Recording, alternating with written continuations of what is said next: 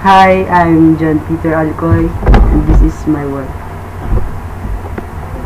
Today we're gonna talk about how to use calculator, but in a little twist. May mga may mga specific na number lang po ang kaya niyang i-calculate. Simula po sa negative 99 hanggang po sa positive 99 po. So bali pag ng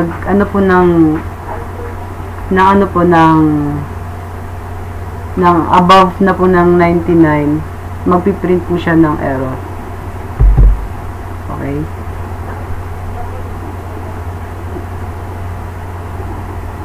So bali ito po yung yung mga ita-type niyo po. Pag nag-type po ng 0, so mag-exit po siya. Tapos pag naman po 1, magpo-proceed po siya sa addition. Tapos pag 2 naman po subtraction, pag 3 multiplication, tapos pag 4 po division, tsaka po.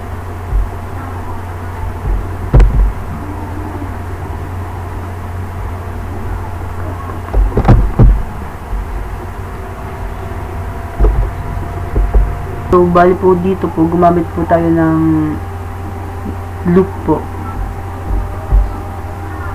Push from exit call 3 add. So ginamit po natin dito ang po is loop. So the choices addition, subtraction, multiplication. Then pagtapos po dun pag invalid po po siya pag mali po yung parang pag yung yung in-input po na numbers pag sumobra po sa 99, mapiprint siya ng invalid po kasi po hanggang 99 lang po yung program natin ginawa. Addition.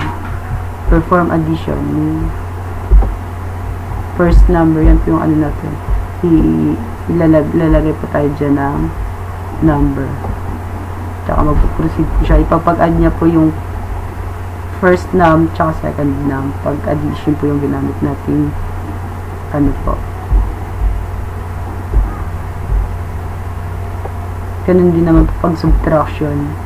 I-minus niya po yung first num sa second num.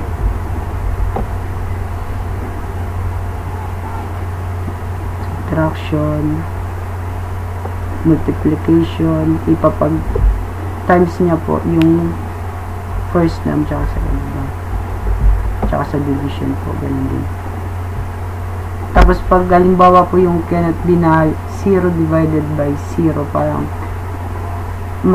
po siya, parang hindi niya mare-recognize pa. I-print po ng po. Parang syntax error po siya.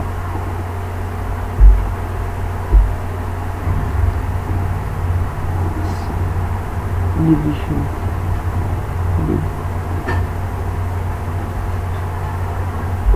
Yun lang po, ma'am. Thank you po. Bye-bye.